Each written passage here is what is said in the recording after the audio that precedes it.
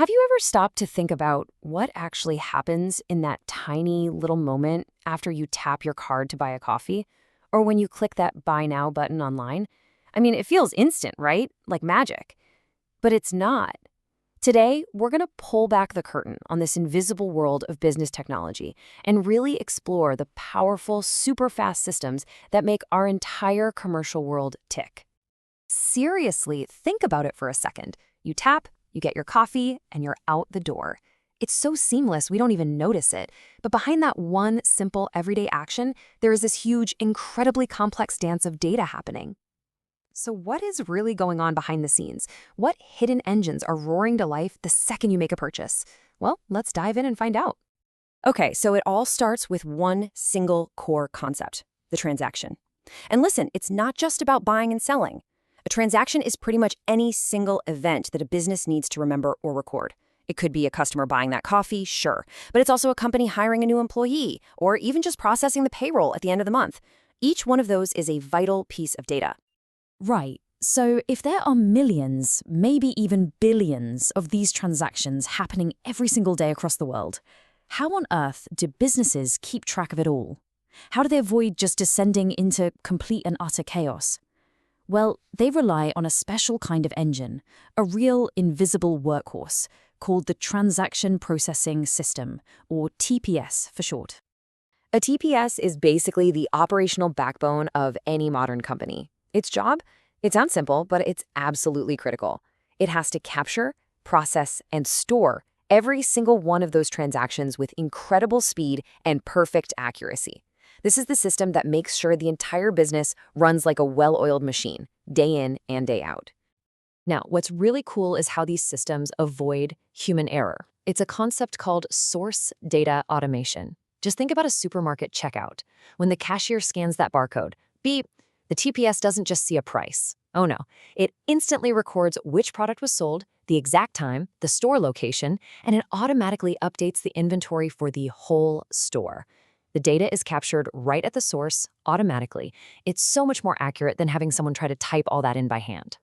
Generally speaking, a TPS works in one of two main ways. First, you've got batch processing. This is where transactions are collected and kind of saved up, and then they're all processed together in one big group, or a batch. A perfect example is payroll, right? The company gathers all your work hours throughout the month and then runs the payment process just once at the end. The other method, and the one you probably see more often, is online transaction processing, or OLTP. This is real time. You buy something online and bam, your bank balance updates immediately. It's processed the very second it happens. Okay, now picture this. It's a huge online sale, like Black Friday. Millions of people are on the same website, all clicking buy at the exact same time. How does the TPS handle that incredible amount of chaos without crashing or, selling the same item twice? Well, it all comes down to a set of really important core principles, kind of like a promise of reliability. First up is concurrency. This one is absolutely crucial. The system has to be smart enough to handle tons of requests at the same time without getting confused. The classic example is booking an airline ticket. Imagine there's only one seat left on a flight. Concurrency makes sure that if you and I both try to book it at the same time, only one of us gets it. The system correctly handles that race and immediately tells the second person, sorry, it's gone, preventing a messy double booking. Next, we have consistency. This just means the data has to stay accurate and reliable no matter what. Let's say you go to an ATM to withdraw some cash. The machine gives you your money, but just then the little receipt printer runs out of paper. It fails. Consistency ensures that your bank account balance is still updated correctly, even though a small part of the process didn't work. The main transaction, the withdrawal, is safe and sound. Then there's reversibility. What happens when you need to return something you bought? A good TPS can cleanly undo a transaction. So when you get a refund, the system doesn't just send the money back to your card. It also has to add that item back into the store's official inventory count. It perfectly reverses every single part of the original sale. And finally, auditability. Every single transaction leaves a digital footprint. The TPS keeps a super detailed log of everything that happens, who did what, exactly when they did it, and even from where. This is so important for security and for tracking down mistakes. If some weird number shows up in the company's financial records, the audit trail can pinpoint exactly which user account made that change. Okay, So we've got the TPS working tirelessly in the background, collecting millions upon millions of little data points every single day. A perfect record of every sale, every customer, every single event. But just collecting data is only half the battle. What does a business actually do with this massive mountain of information? What's the point? Well, this is where things get really interesting. This is where we shift gears from just running the business to actively changing the business for the better. And to do that, we need to introduce our second hero system of the day, the Decision Support System, or DSS. This is the system that helps turn all that raw data into actual, useful intelligence. You can think of a DSS as a manager's co-pilot or their secret weapon. Now, it doesn't make decisions for them. That's a key point. Instead, it's this incredibly powerful tool that helps humans make better, more informed choices. It can sift through mountains of data, spot patterns you'd never see on your own, and even model different what-if scenarios to help you figure out those really tough, complex problems that don't have a simple answer. And this quote, it just sums up the relationship between the two systems perfectly. The transaction processing system, the TPS, is all about the here and now, making sure today's operations are running smoothly. The decision support system, the DSS, is all about the future, using all that data to make smart, strategic choices that will help the business grow and improve tomorrow. It's beautiful, really. One collects the facts, and the other helps you find the wisdom in them. So how does a DSS actually work its magic? Well, it's not just some black box. It actually guides a manager through a very logical, very structured 4-phase process.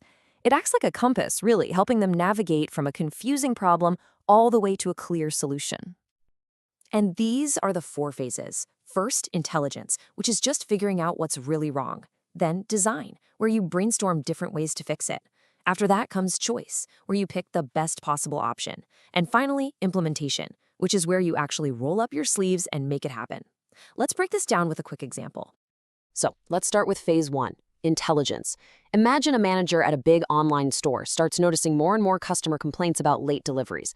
The first step isn't to guess what the problem is. Nope.